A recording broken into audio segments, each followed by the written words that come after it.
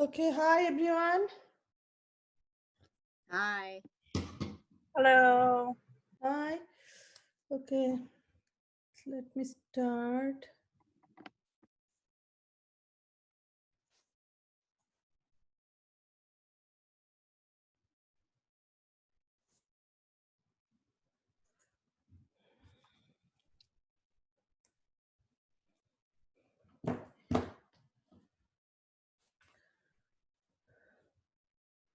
Okay, so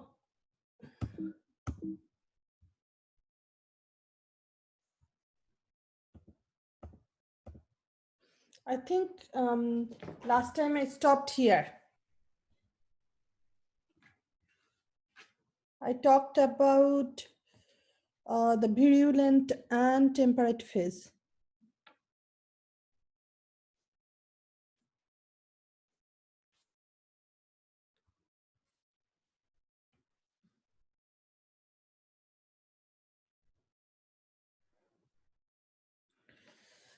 Okay, so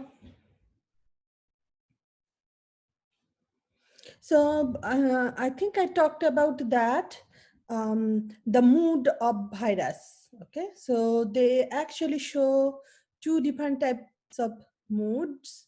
One is the virulent phase, and second is the temperate phase. So when they are in virulent phase, in that case, what they do, they start multiplying immediately upon entering inside the host cell. Okay, so they just enter inside the host cell, and immediately they start multiplying.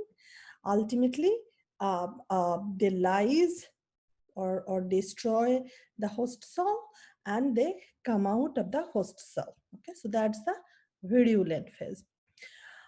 In temperate phases, what they do, they actually become a part of the host chromosome. Okay, um, basically they remain intact, uh, as an integrated part of host's chromosome, and they can stay in this situation for uh, several years. Okay, so that's the temperate phase. So what happens if I write it down, um, like basically what's the sexual reproduction, or not the sexual reproduction, it's actually you can okay, let me write it down in this way. So how many uh, are how many types of uh, reproductive option they have. Okay, so for virulent phase they just have one um, reproductive option. uh, for virus, it's not sexual reproduction, not asexual reproduction, we don't know. They actually utilize hosts, metabolic system, hosts, machinery, everything. Okay, um, remember last week I talked about it, that they carry really very little bit of things that they must need. Okay, otherwise they don't carry, like us, lots of protein, enzyme, extra hormones. They don't do that. So for virulent phase, they have only one reproductive option, that is just multiply, or you can say multiplying immediately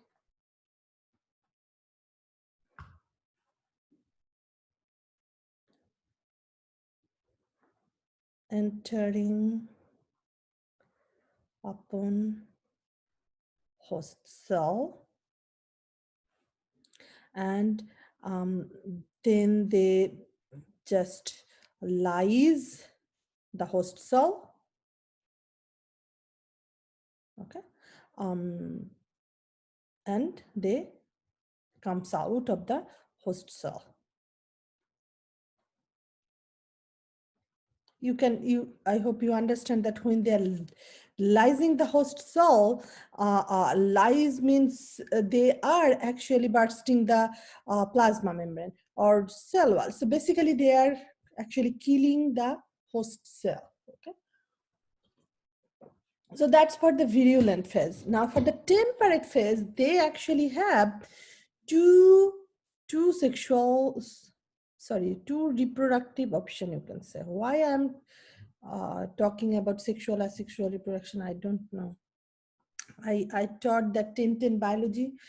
That thing is actually working in my mind. Two reproductive option they have. Okay.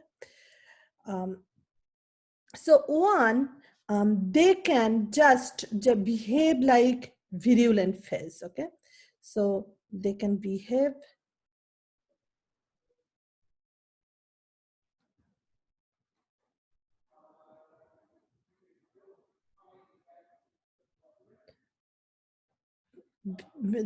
they can behave like virulent phase, or they can go to temperate phases. Okay, so when they are at temperate phase, what they can do, they can um,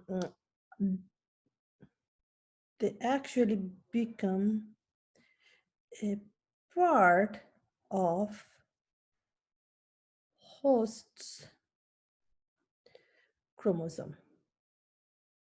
Okay, and that way they can stay for several years. So that's the two reproductive option for temperate phases. Okay, I will come back here later. So let me go back to the virulent phase. Okay, virulent phase, that life cycle basically when they enter inside host cells and immediately they start multiplying and ultimately they lyse or they kill the host cell. That type of life cycle is also called lytic cycle. So when they are in virulent phase, the virus, they actually do the lytic cycle.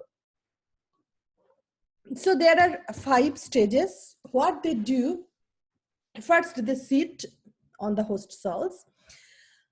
Now, this life cycle, we are actually talking about um, um, you can say the bacterial virus, or it's, you can say it's the phage virus. So basically we are talking about all those virus who has prokaryotic host. Okay, it's basically the bacteria we are talking about when virus actually attack bacterial cell. So over here, they have 5 stages: the attachment, penetration, biosynthesis, maturation, and lysis. The first stage, the attachment, means they actually sit outside of the host cell. Okay, now what happened, remember that we all have glycoprotein, that's our ID tag outside. These are the receptor, right? And exactly same way, that virus also has receptor outside, but in this case when it is a parasite, host cells glycoprotein are called receptor. When it is the parasites or pathogen, their receptors is called ligand. Okay, so basically both are receptors, but hosts receptors, still we called those as receptors. But when the receptor is on pathogens or parasites body, then instead of uh, uh, talking it as receptor, we call those as ligand. Okay, so basically the attachment phase actually work on that receptor and ligand bonding. Remember last week I talked about that shape has to match. Okay, and because this receptor or ligand has specificity, that's why they have a tissue tropism and they have host specificity. Okay, so what happens once that receptor ligand matches, that means that virus actually tightly sitting on the surface of the bacteria. Then in this case, for the bacteria or for the phage virus, the whole virus does not enter inside the host cell. What they do, they only inject their chromosome, either DNA or RNA. Okay, so the whole virus component does not enter inside the host cell. Okay, so the first the attachment, receptor ligand bonding, then the penetration. So they only inject the chromosome part. Okay, means either DNA or RNA. Then the next phase is biosynthesis. Um, what they do, I told you that they carry just very minimum amount of protein chromosome, what they need. Okay, so one of the chromosome all phage virus they need is the endonuclease. It's called endonuclease. Okay, this endonuclease enzyme, what it does, it actually inactivate host chromosome. So inactivate hosts chromosome. So basically, once that DNA or RNA is inside the host body, they secrete that endonuclease. Okay, and that endonuclease, they inactivate host chromosomes. Host chromosome cannot do anything that time. And once they can inactivate the host chromosome, these DNA and RNA, they can take control over the entire host cell. Okay, they can dictate host cell that what they have to do, and that's what they start doing. So they take control over our nucleus because our chromosomes are inactive. They take control over our ribosomes, everything. Okay, so ribosome is it's a big thing, right? That's the site of protein synthesis.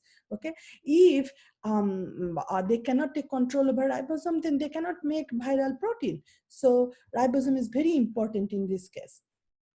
So now they take control over that. Then they force host cell to make viral DNA or RNA, viral genome. Okay, then viral protein like the capsid and capsomeres and other viral protein. Okay, so they force host or bacteria to make all those. Now, once, and that's the biosynthesis phase, once that phase is done, okay, when all the viral particles made ready, then that is a maturation. New phage particles are assembled, they assemble the phage particles, and the last phase is the lysis.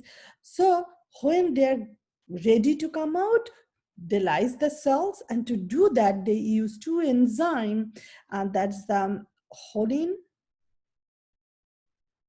or lysozyme. These are the enzymes they use to lyse the host cells. Okay, so they burst the host cells and they come out. So this thing occurs within very short period of time. Once their DNA is inside, or once they are inside the body, they have attachment with the host cells. Within few hours, everything is done, even the lysing. Okay. One thing I forgot to tell over here, for the bacteria that are receptor, most of the time receptors remains on the outermost layer. I hope you remember that lipopolysaccharide. Okay. they back. Hi, do you like registration? Huh? Do I have the right number? Means? Hello?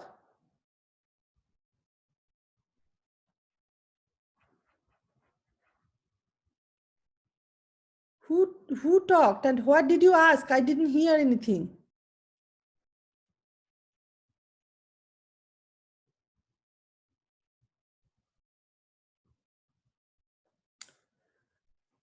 Okay, so do you see my screen? Yes. Did you hear somebody was talking? Yeah, I think it probably was an accident. I think the microphone said it was Kate Rogers talking. Yeah. Oh, okay. Okay. Okay. So it's probably she was not talking to me. Okay. So let's start. So lipopolysaccharide and OMP, these two actually work as the ligand, or you can say the receptor, you can say, for bacteria. Anyway, so that's the lytic cycle. Okay. Now, if we move to the temperate phase, when bhidas, they are on this mode, the temperate phase mode, that life cycle is called lysogenic life cycle, or lysogenic cycle. Now remember, I told you that when they are on temperate phase, they have two reproductive option, right? So one, they can stay as virulent phase, or they can do this lysogenic cycle. So what actually they do? So same way that virus enter, that receptor ligand has to match. Once they are tightly sitting on the bacterial body, they inject their genome, either DNA or RNA. Now that genome, DNA, viral genome, they get incorporated inside the host genome. So the pink one, that's the bacterial genome. Okay, so that's bacterial genome. Okay, but this part, that's the viral. Okay, now the viral genome, in this case, when that viral genome get incorporated inside the bacterial genome, now this viral genome, this part is called prophage. Okay, they can stay like this way for years after years. When the host, means the bacteria, is dividing, multiplying, along with their chromosome, they actually multiply the viral chromosomes also. Okay, that's the way virus actually increasing their number. That is happening, number is increasing, but most of the time in this way, when they are hiding inside the bacterial chromosome, most of the time they are inactive. Okay, and they don't do any harm to their host cell. So host actually multiplying, host do their normal activity, normal, they maintain their normal life cycle. Okay, so that's the lysogenic cycle, or you can say the temperate phase. Now suddenly something happens. We don't know what actually induce viral prophase or viral genome to comes out of the host genome. So suddenly they comes out. Okay, and when they comes out, that process is called the induction. Okay, uh, most of the time environmental change that actually induce prophase or viral chromosome, viral genome to comes out of the host genome. Once they comes out, when the induction occurs, what happened? That virus actually go back to the lytic cycle. Okay, means that's virulent phase. So from here, that's the virulent phase. Now what they do, they start secreting that endonuclease, they inactivate host chromosome, they force host cell to make all the viral DNA, viral genomes, viral protein, everything, okay, viral phospholipid, everything. Then they force host cell to assemble new viral particles, and ultimately they lyse and they comes out. Okay, so from here to here, that's the virulent phase. This can take a few hours. Okay, from here to here, the virulent phase. But this stage, this is the lysogenic cycle. This stage can stay several years. Okay, now when that viral chromosome is inside the bacterial chromosome, I told you that viral chromosome is called prophase. Bacterial chromosome is called lysogen. Okay, and the relationship between the prophase and lysogen is called lysogeny. Okay, that's the relationship they maintain. Now, hope you understand that these bacteria and these bacteria is completely different. Let's say this is one bacteria, okay, and inside bacterial chromosome, it could be DNA or RNA, whatever. DNA, let's say DNA, bacterial chromosome, it has 50 genes. Okay, 50 genes means one gene is responsible for one protein. So let's say this chromosome is capable to make at least, let's say 1,000 different types of proteins it can make. Okay. So, and that's the reason this is one specific bacteria. Now, in this case, the total gene inside the chromosome, it's more than 50. Okay, so let's say prophase had 10 genes. Okay, so at this moment, this bacteria has 60 genes. Okay, the capability of this bacteria to make protein is much more than this bacteria. Okay, this bacteria, maybe this bacteria cannot make the diarrhea toxin. Okay, so that's not the pathogen for us, but this bacteria might carry the gene that can make toxin protein. So we can get the diarrhea from these bacteria. So these two are actually completely two different strains of bacteria. They are not similar organism anymore. Okay. So when this happens, this conversion or this change is called lysogenic conversion. Corynebacterium diphthery.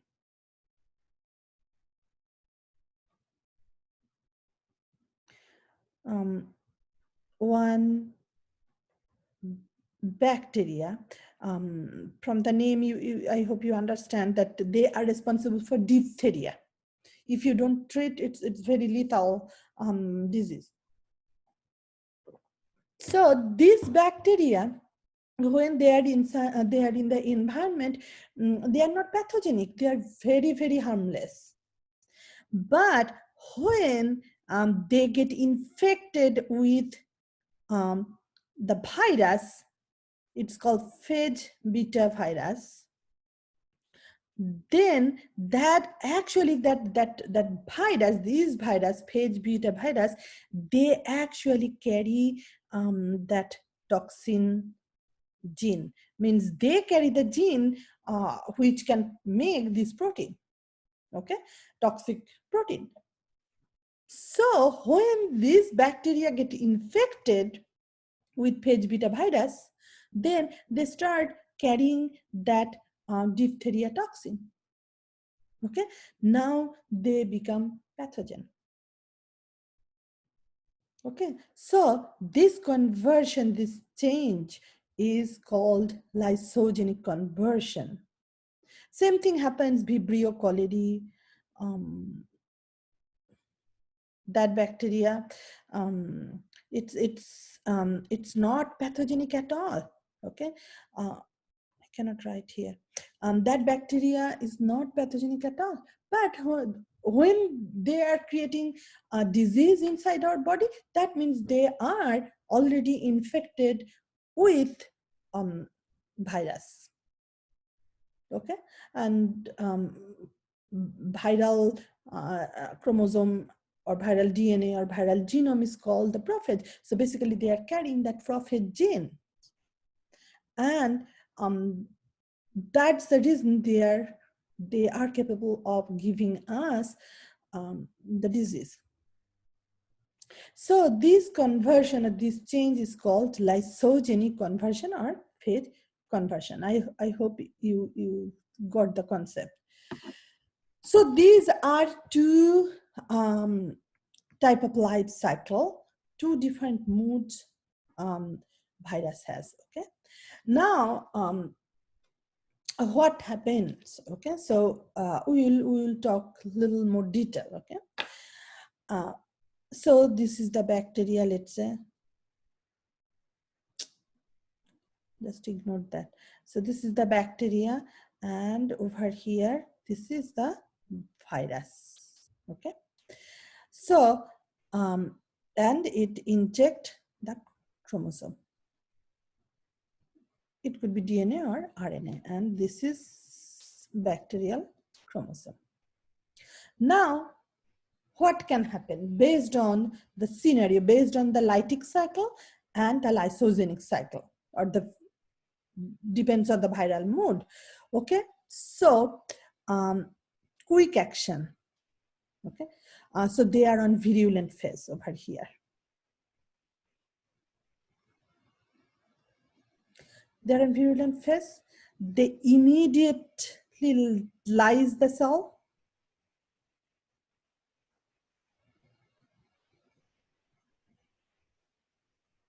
Host cell means they are going to kill the host cell, right? In that case, when this thing happens, that is called acute infection. This thing happens very quickly. Example, flu, influenza virus. Okay, so you get the virus immediately, within few hours, you start getting the symptoms, signs and symptoms. You start sneezing, coughing, itching. Okay, and then within 5 days, everything will be done. Virus will multiply, virus will destroy few of your cells, and they will leave your body automatically. You take medicine or not. Actually, you really don't need to take medicine. If you go to doctor, they gives you few medications so that it reduces, the fever and all those. And fever and all those, actually, that's the immune response. Okay. Or maybe for the headache, body ache, you get the medications. But actually, you are not taking medicines to kill the virus. Okay, so they will come, they will destroy some of your cells, and they will leave automatically. And the range is very quick, 5 to 7 days. So that's the acute infection. Okay, now second stage, when they are on temperate phase. Okay, so in that case, they are dormant. Virus is actually dormant, or you can say inactive. So they became integrated part of the bacterial chromosome, Okay, bacteria is multiplying, or maybe our cells, animal cells, is multiplying. Okay, the host actually don't even know that he or she is carrying the viruses.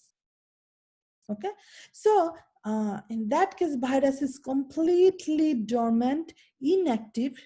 Okay, they don't do any harm, no harm to a host cell.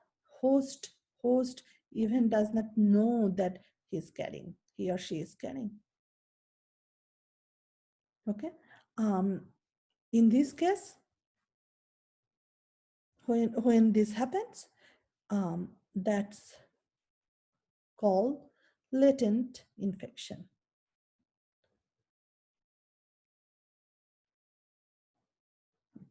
Latent infection, example, shingles. So you had pox when you were teenager. Okay, so at the age of 15, 16, or 17, you got smallpox. The virus, varicella zoster virus. And after 14 days or 12 days, you were perfectly all right. You don't even know that virus is still inside your body, inside your cell, inside your chromosome. And they are hiding. They are completely dormant. They are inactive. They are not doing any harm. No signs, no symptoms. You can test your blood. All the tests, it will come negative. Okay, but they are inside your body. After 30 years, 40 years, they are going to give you shingles. Okay, suddenly they will come out and they will go back to that virulent phase. Okay, and they will attack your nervous system. So that's the single. And it's an example of latent infection. Now, another thing can happen when this this virus is inside the host's body. They are active, but not like a virulent phase. Okay, you can say that they are slow. You can say that slow release of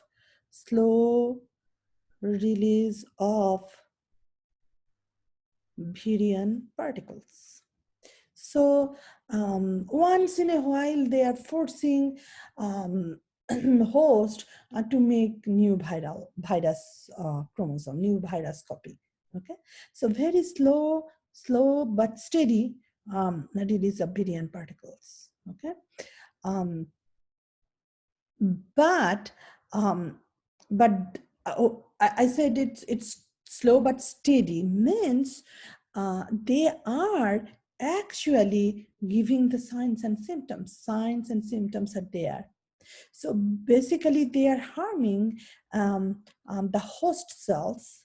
Okay, but they are not killing.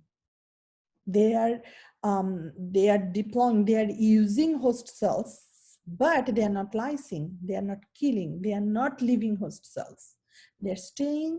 They are slowly releasing the new virion particles. So constant signs and symptoms are there, but it's not that strong like the acute infection. And it can goes on and on and on.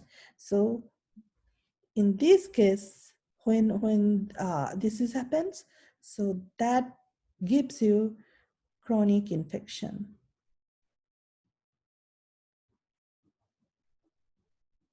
Okay, you can say HIV, hepatitis C.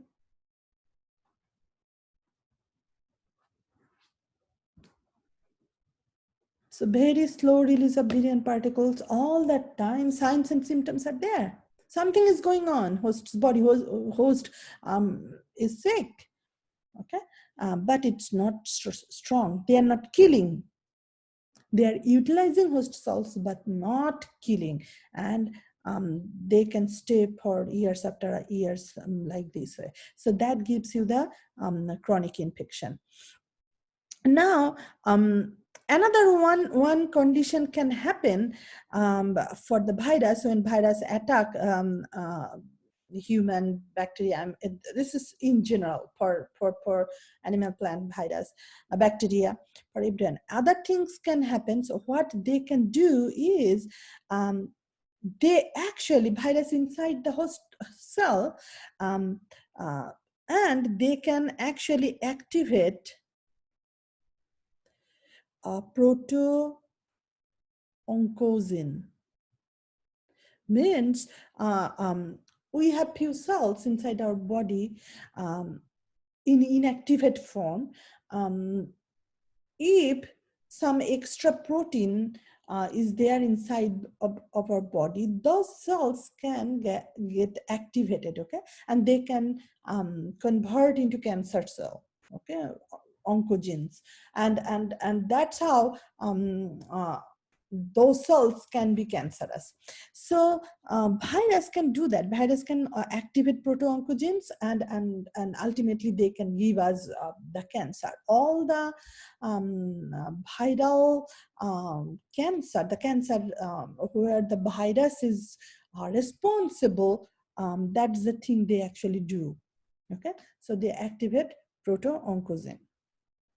So these are 4 situations when someone get infected with the virus. And I hope you understand the differences between acute infection, latent infections, and the chronic infections. Okay, so that depends on which mood they are in. Transduction, what happens when one phage virus, so transduction occurs in bacteria, okay, prokaryotic cells, these things.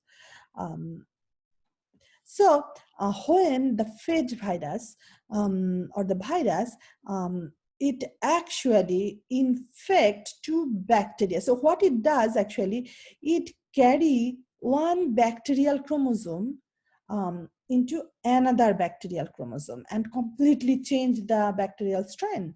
That's the transduction, and it occurs when it's this virus actually attack 2 consecutive bacteria. So what happens over here? So when the prophage insert the viral gene, so this is the prophase, okay, so that prophase get incorporated inside the bacterial chromosome. Now, so from here to here, that's the the temporal mood, temporal phase. Now suddenly induction occurs, okay, the virus comes out, or the prophase actually comes out of the bacterial chromosome. Now when it comes out accidentally, along with its own genome, it actually carry little portion of bacterial chromosome. Now, now this prophase with actually that bacterial chromosome, it takes control over the cell. It makes new viral chromosome. Okay, when they are making new viral chromosome, remember, this is not this chromosome, this is this chromosome. So let's say over here it had 50 genes, now it has 60 genes. So this is different. So at this moment, new viral strains are made inside the host cell. So this virus and this virus are not same. Now this virus, when it will attack the next bacteria, new host, then it will actually insert both the original viral chromosome plus the old bacterial chromosome. Okay, you can see that green and blue both are here. So when this happens, it's called, this type of infection, that's called the viral transduction. Okay, so these bacteria, they have their own chromosome. They have viral chromosome, plus they have another bacterial chromosome. Okay, we all know that bacteria nowadays, all the bacteria, they got antibiotic resistance. Okay, it's getting very difficult to treat bacteria with most of the common natural antibiotics. This is another reason you can understand. So when this virus, let's say this virus, when it comes out from here, maybe this portion of the chromosome is might carry antibiotic resistant genes.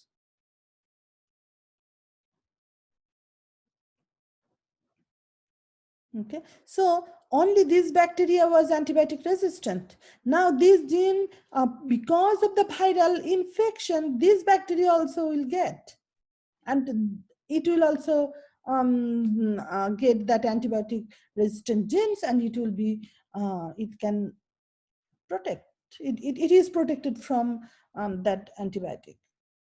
So that happens, that occurs very frequently in the nature. And this process, so basically when virus carry one bacterial chromosome to another bacterial cells during consecutive infection, that process is called transduction.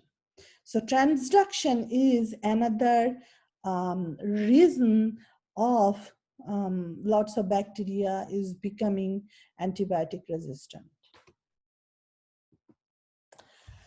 Life cycle of virus with animal host. Okay, so exactly same like bacteria, whatever I told. So the same steps: attachment, penetration, uncoating, biosynthesis, assembly, everything is same. Only difference is for bacteria, what happens? So it's just the receptor ligand connection.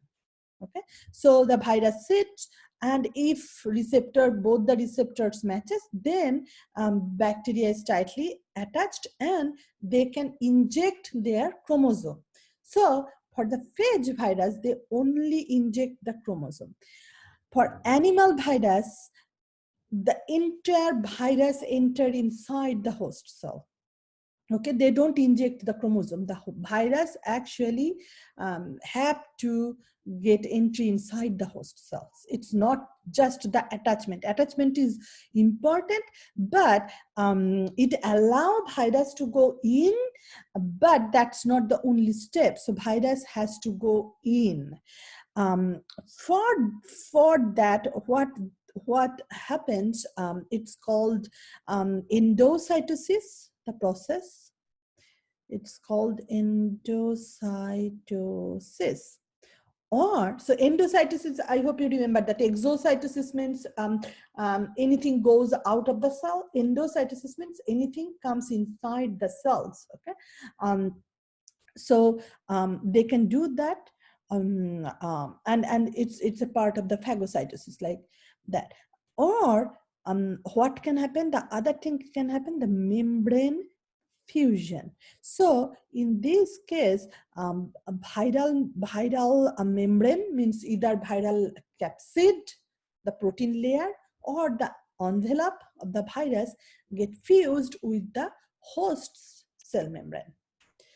Okay, so these are the two ways virus can get entry inside the host cells. So attachment, first stage, they sit, and that receptor ligand binding is there. Penetration, when these two steps occurs, either endocytosis or the membrane fusion. By that way, that virus can get entry inside our host cells. They start secreting endonucleases, they inactivate our chromosome, and ultimately they take control over our cells. They force our DNA or force our RNA ribosome to make viral protein, viral chromosome, viral phospholipid, and assembly new virion, new virus particles are assembled, and then the release. In this case, they don't lyse. Animal virus, they don't lyse. They what they do by the process of exocytosis. Okay, so they go out. Everything is same like prokaryotic infection. Only thing over here, remember that endocytosis and membrane or membrane fusion occurs, and over here it's exocytosis, it's not lysis. I already talked synthesis. Okay. I will talk a little bit about the synthesis. Synthesis means viral nucleic acids, viral genome has to be duplicated. So viral nucleic acid, they take control over the host's synthetic and metabolic machinery. Now remember that a virus, either they have DNA or RNA, right? So and for us, for prokaryotic cell, they did not have any nucleus, right? So it's only, everything happens inside the cytoplasm, no complications for bacteria. But for us, eukaryote, there is little complication because we have a nucleus and the DNA remains inside the nucleus, okay? RNA, sometimes they can find the RNA outside. We have ribosome outside inside the cytoplasm, but remember the DNA is inside the nucleus. So what happens if it is a DNA virus? That DNA virus, they needs to go inside the nucleus to take control over DNA. So basically what happens, how we actually make protein, I hope you remember. So that DNA inside the nucleus, from DNA, cell actually make RNA, right? Over here, these are, let's say these are the RNA.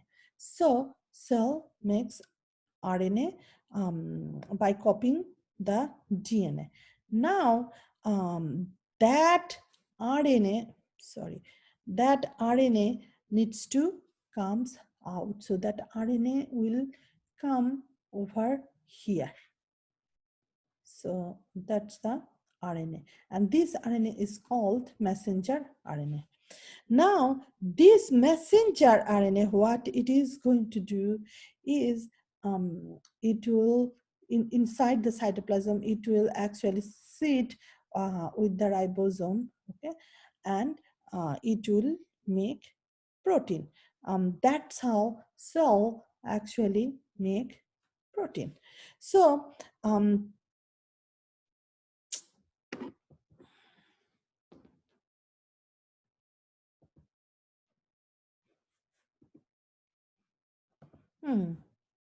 all are erased. Okay.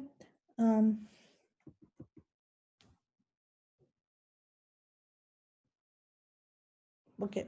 So now they make protein.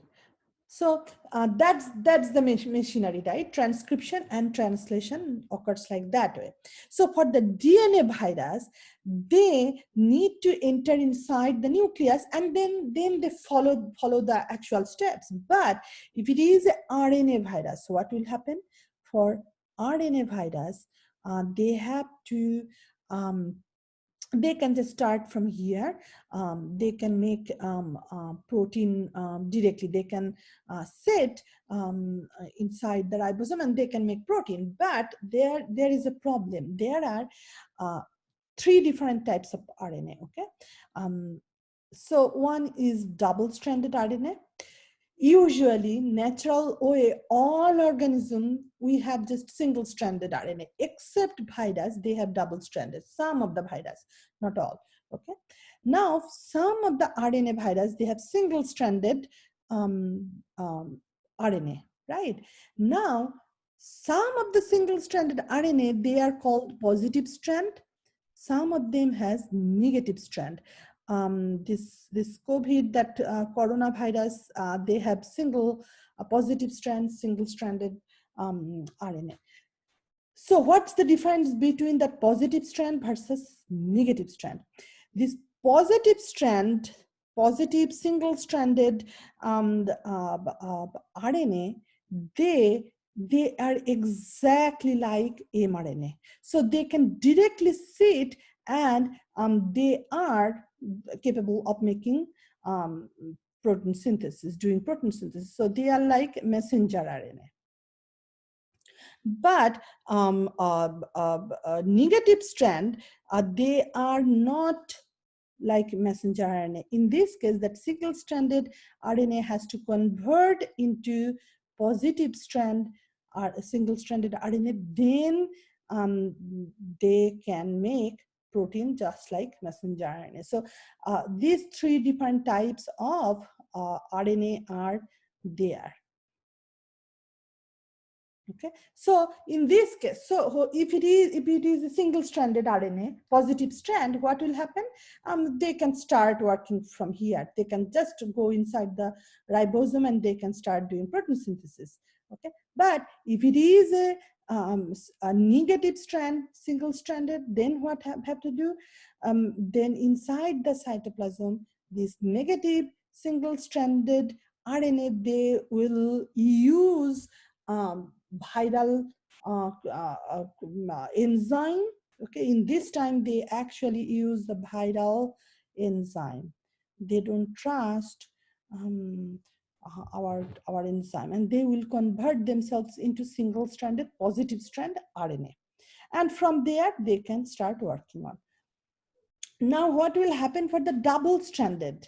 So double-stranded RNA inside the cytoplasm, they actually first they convert into positive strand, single-stranded RNA, and then they can take control over the protein synthesis.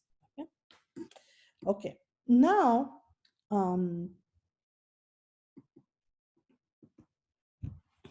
So I already talked. Okay, so now negative strand, single-stranded RNA, when, as I told, that negative strand has to convert into positive strand, there is a very special type of viral enzyme, very important. Make sure to remember that it is called RDRP, or RNA dependent RNA polymerase. This enzyme is very important. They carry this RNA dependent RDRP, they carry with them, and they convert that negative strand, single-stranded RNA to positive strand, single-stranded RNA. So basically for the negative strand, single-stranded RNA, and for the double-stranded RNA, it takes a little bit more time to infect the host cell. Okay, so now the HIV, AIDS. Okay, this is in enveloped icosahedral retrovirus. The name of the virus is called retrovirus.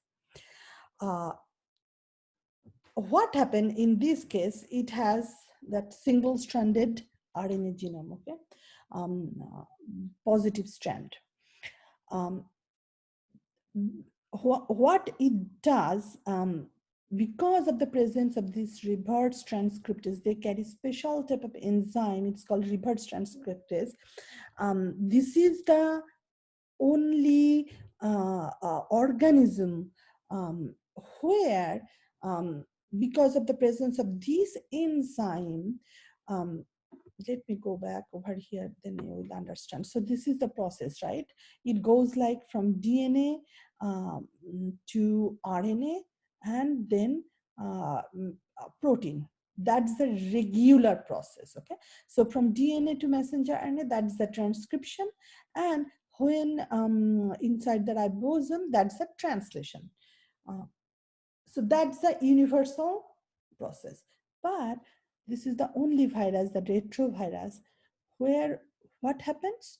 Uh, from RNA, these virus, they have this enzyme, so they actually make DNA.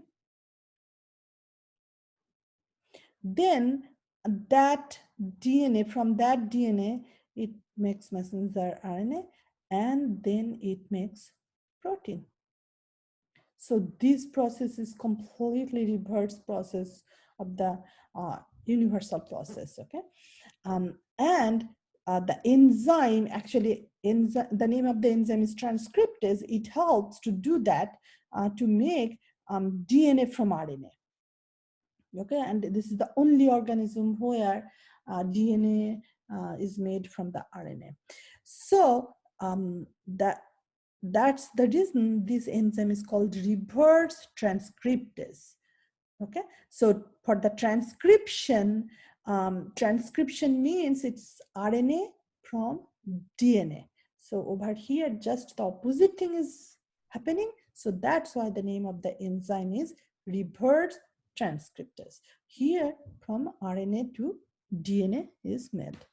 So what happens over here? So virus entered inside the body, not body, inside the host cells, okay? Then that single-stranded RNA, from RNA, it makes single-stranded DNA. Now that DNA, so basically with the help of that reverse transcriptase, that single-stranded DNA start making its copy, and it converts into double-stranded DNA. Now, one more enzyme, it's called integrase. That enzyme helps that double-stranded viral DNA to go inside the nucleus and to be incorporated inside the host DNA. Now, that viral DNA is now the integrated part of the host DNA. In this case, when hosts viral DNA is inside, now it's called provirus. For bacteria, remember it was prophase. For animal virus, it's provirus. So provirus is there.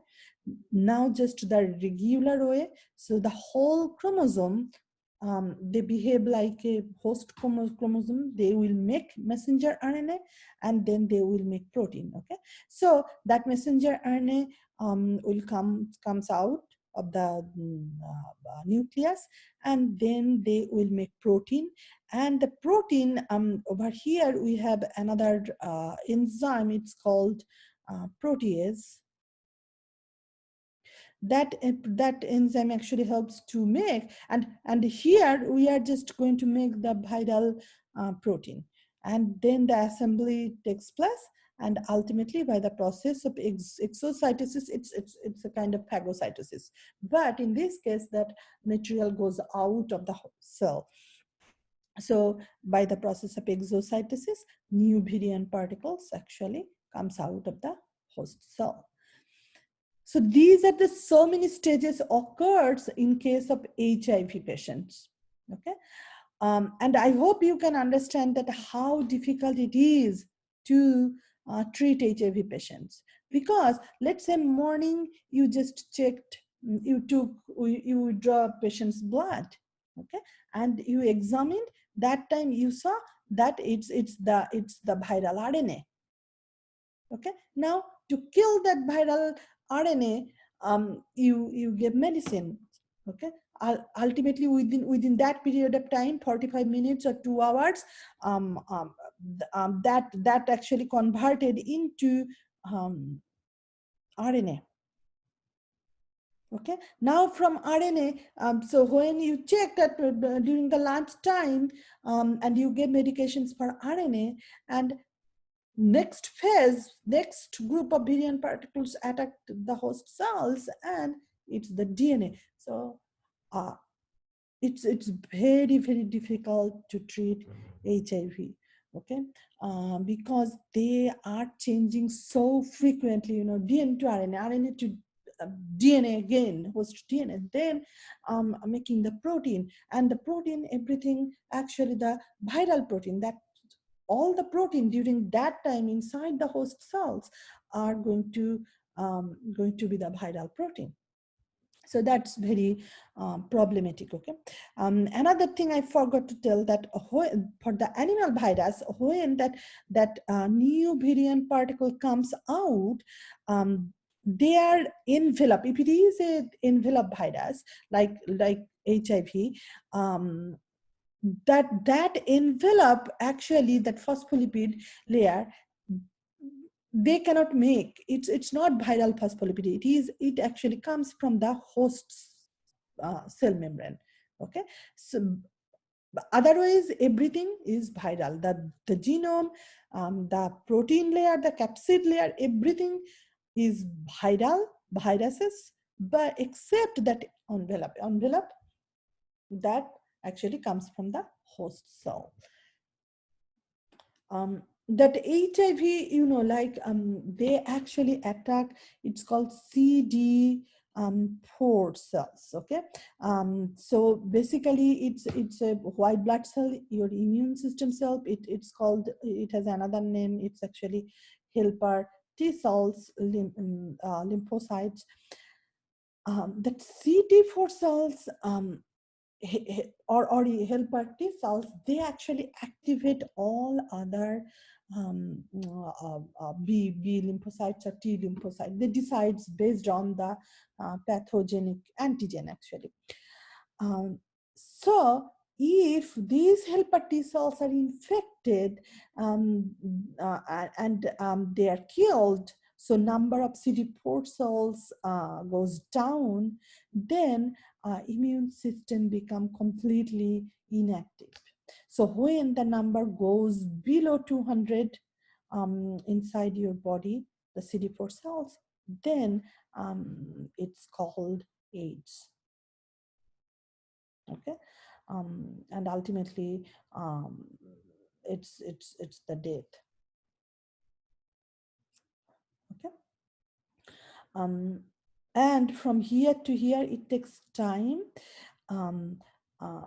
but the thing is, what happens, that's when the CD4 cells, the number is going down, means all other infections, the patient cannot fight with other infections, because these cells are responsible to fight the infections, and the number is so low. These cells are already busy with the retrovirus. Okay.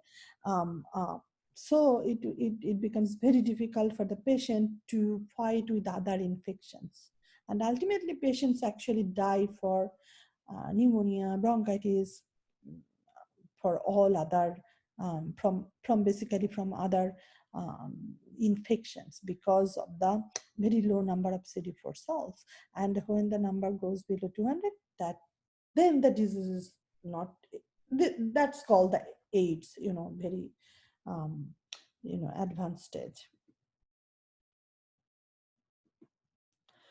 I already talked about it, persistent infections, latent infection. I hope you got that concept. Viral growth curves. Okay. Oh, you didn't study the bacterial life cycle. Okay, so over here, what happens? There are 4 stages. Number 1, the inoculation. Inoculum means the number of virus that required to infect you. Okay, like for COVID-19, that this virus, for all pathogen, all virus, bacteria, there is a minimum number. Like flu virus, if you just get one flu virus, you are not going to get infections. Okay, there is a limit for each virus. There is a specific limit, and that's the strength, inoculum dose, you can say, inoculum dose of that specific disease. Okay. So let's say for virus, that inoculum dose is here, who would be able to infect the host cell, who would be able to give the disease to the host cell. This time, look, you can see the number is slowly going down. So let's say over here 1,000 virus they started. Ultimately, not all virus are capable of going inside, because your body is fighting, your immune system is fighting. Not only that, that receptor ligand has to fit. So if 1,000 virus attack our body, not all of them can get entry inside our host cells. Okay, so that's the reason this curve is going down. So this is the phase inoculation. Now, as I told that we have inoculum dose, let's say only 10 viruses is required for this disease. So we started with 100 and over here 10. So 10 is successfully entered inside the body. That's enough. That enough to make the person sick. So over here, next phase is the eclipse phase.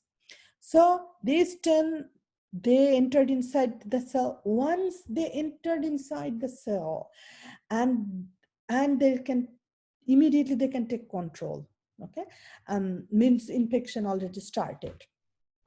So, and they can start multiplying. Okay, so they are inside the host cells, they took control, they are using their own enzyme, and they are using hosts metabolic system and the machinery, and they are multiplying.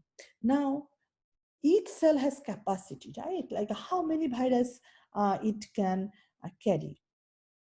Means everything, food, space, everything has a limit. So once that number reaches over here, then that exocytosis occurs or the lysing occurs for the bacteria, then all the virion particles suddenly comes out, all together at a time. That phase is called burst. Now, so that's why it's going up. So we started with 10 and the number continues. But over here, suddenly maybe 10 millions virus, they comes out of the host cells. So that's why it's up. And after that, it goes straight. Another definition is the burst size, the number of virions released per bacterium. Okay, so basically this is the capacity of the cell from bacteria or from the host cells, how many virus it can carry. That's the burst side, and those many virus will come out of the host cell. That's the burst side. So these are the 4 phases of viral life cycle. Now the cultivation. What's the time? Do we have time? Yep, we do have time. How we actually separate the virus from the host cell, and then how we can cultivate. It's very difficult. I told you that in lab, it's hard. Our lab, but yeah, highly scientific labs are there where we can cultivate viruses. So how we actually do? So what we do, look, they are the obligate intracellular pathogens. So every time they can multiply only inside their host cell. So to separate the viruses, what we can do, we actually need to collect the host cells, and then we have a special type of filter devices or filter paper, you can say. It could be metallic, also. That pore side, these are the pore, that pore side is very, very, very, very small, from below 0.2 micrometer for the viruses. Okay, so you can understand that these pore size versus look, the bacteria are much more larger than the pore size. So that's the reason the bacteria got stuck over there. But virus can go in actually. But if you make point, point less than 0.2 micrometer, then virus will get stuck over here. So that's how we actually can separate virus from the host cell. So we take the host cell culture in a solution, then we filter out, and the filter pore size should be less than 0.2 micrometer. Then we can get the virus, we can separate out the virus. Now the cultivation, both vivo, in vivo and in vitro conditions are there. In vivo means the normal situation, like how occurs inside the body of plant, bacteria, and animal. So that's one, in vivo. Or in vitro, like artificially we do it inside the inside lab. So for vivo, we must have a living cell.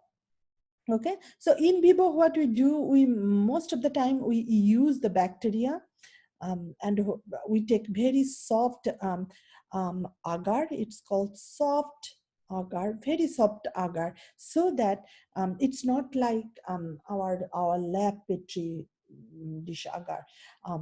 It should be much more softer than that. So what happens if it is really soft? It's 0.7% actually. What happens? That virus can move through that agar. Okay, so that's why we make it really soft. They can multiply, they can move through. So basically what we do, we actually cultivate the bacteria on that agar plate. Okay, and then we take that viruses, we infect those bacteria, few bacteria with the viruses. Okay, now what happened? The virus inside the bacterial cell, they are going to kill the bacteria, and then they will move through the agar, and they will attack the fresh new bacteria over there. Okay, so remember, two things is happening over here. Both the bacteria and viruses are multiplying. Bacteria, the bacteria who are not infected, they are also multiplying, and the virus inside some of the bacteria, they are multiplying. They lies the host cells, and they comes out through the agar, and then they infect other bacteria. What we do in vivo is basically we take more host cell than the virus. Okay, that's the proportion we actually use. So now what happens? So the virus kill the bacteria, and then they move to another one, right? So all the dead bacteria inside the agar, they will be very transparent, because they are dead, they are not alive. Okay, so that area, all the dead area, that would be really clear and transparent. So if you hold the agar plate in front of the light, you can see the clear transparent area onto that agar plate. Okay, so that's how we actually cultivate virus. We allow virus to grow in vivo. We also use chicken eggs, turkey egg, we use embryo to cultivate in vivo. Okay, so what we do if it is a chicken egg or the turkey egg, there are very specific area. Virus, remember I told you that they have tissue tropism. They cannot actually attack all the cells of their hosts. Okay, they have a very specific, like flu virus, if coronavirus, and if they don't get that upper respiratory cell, they cannot actually give you the infection. So because of the tissue tropism, there are very specific few areas through which the virus can get in. So one is the chorioallantoic membrane.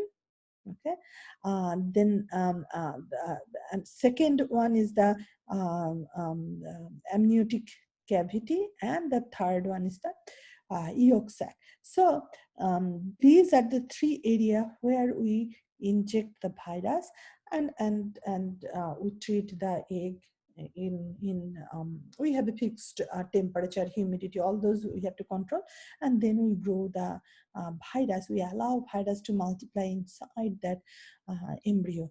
Okay, so what happens? We do it because of the to make vaccine. All the vaccine, like flu vaccine, we actually make by this way.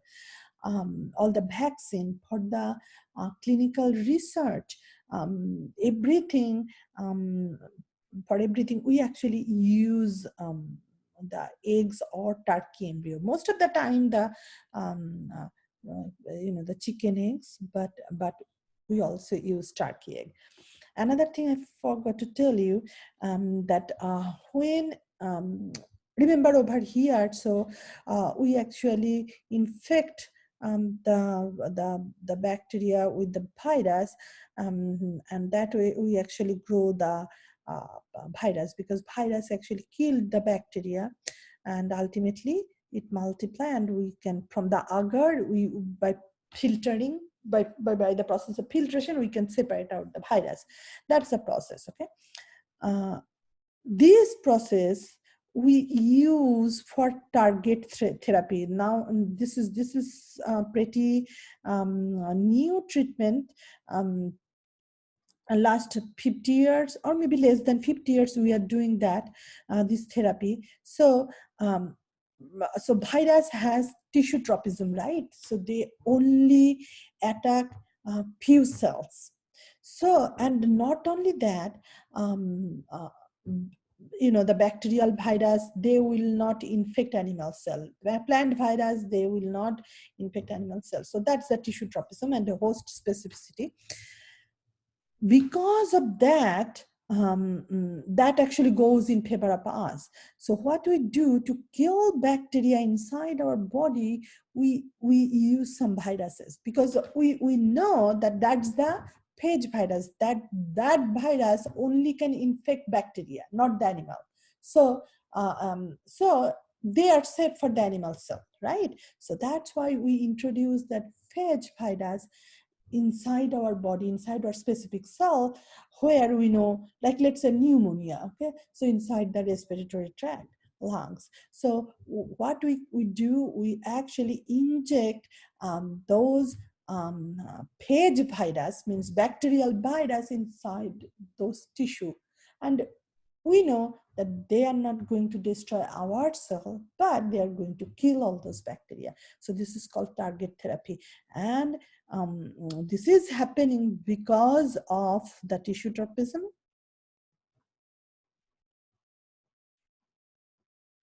and the host specificity of the virus.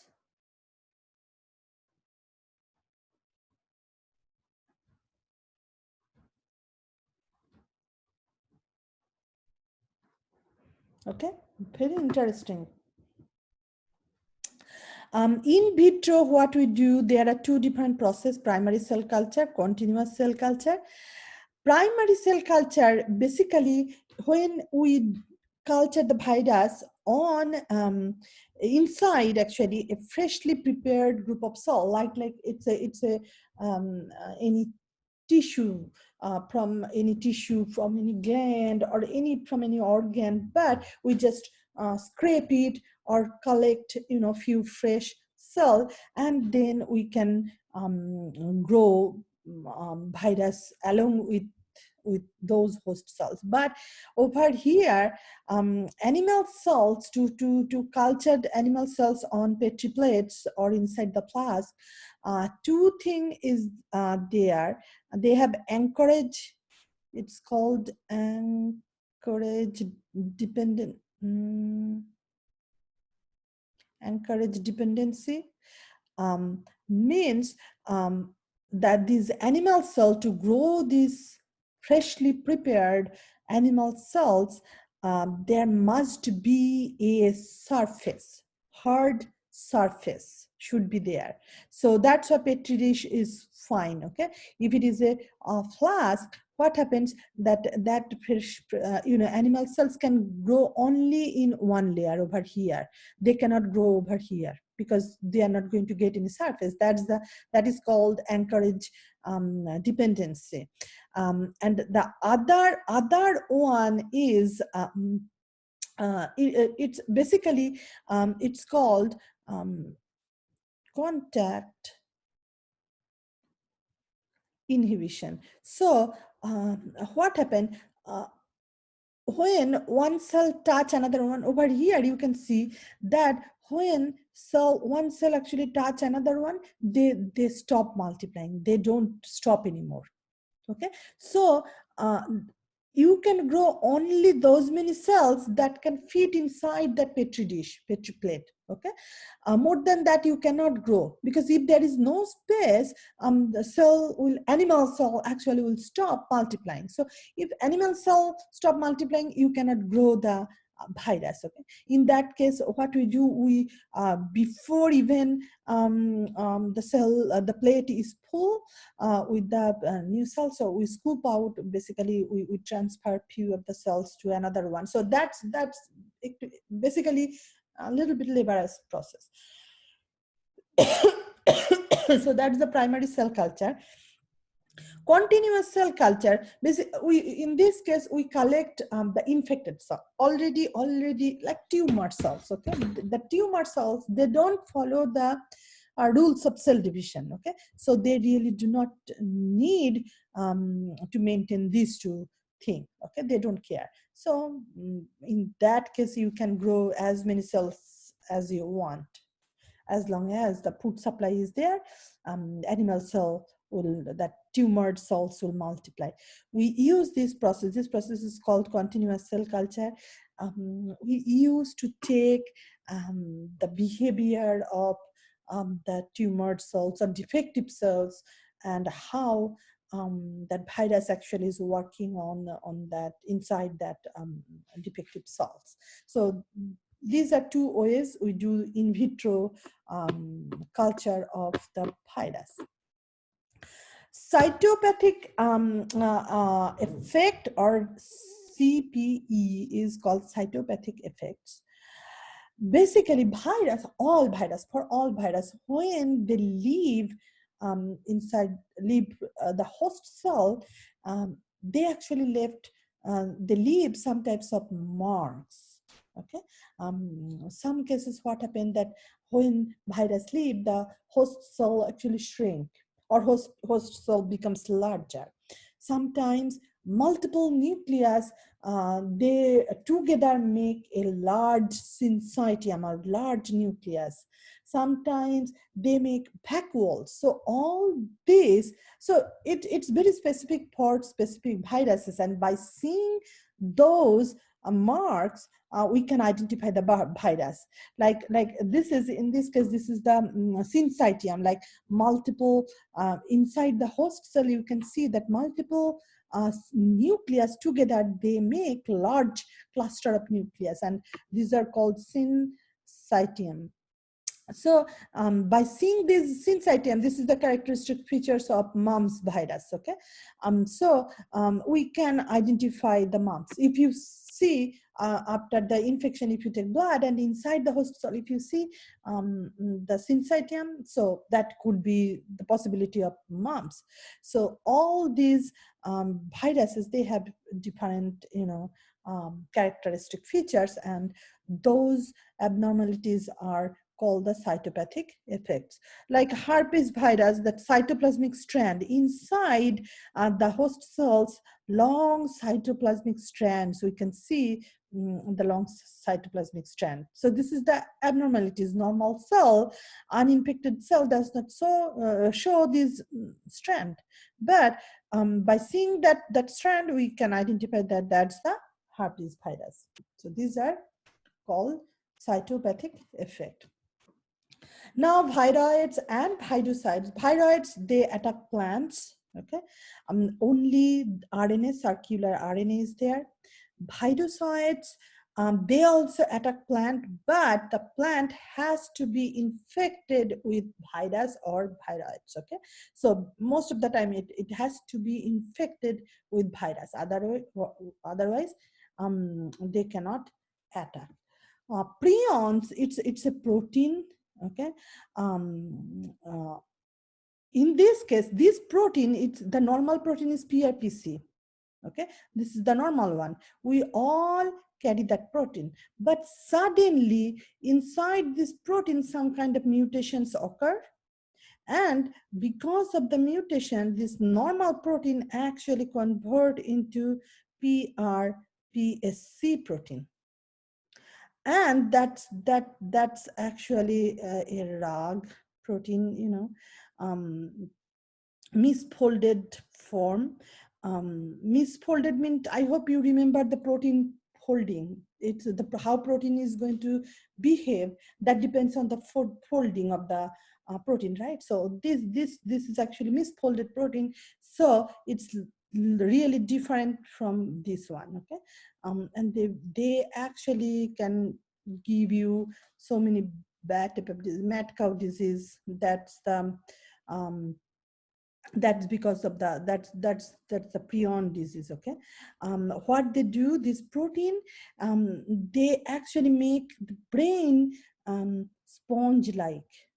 Okay, the brain converts into sponge like structure, fluffy, and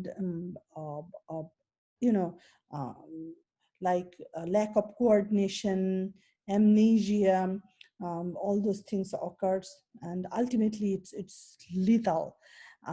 So, and this disease is called transmissible spongiform encephalopathy, or TSE. So that's the prions. It's basically the modified form or modified mutated form of normal PRPC protein. So that's the prions, another acellular pathogen. Okay, so we are done. Okay, treasures. Okay. So do you have any question? We are done this chapter. No? No question? Okay. So we are done for today. Okay, so good night. I will see you on Wednesday, and we are going to start chapter 7 on Wednesday. Hi, Miss Nandi. Bye. Have a good Bye. night. You too. Night.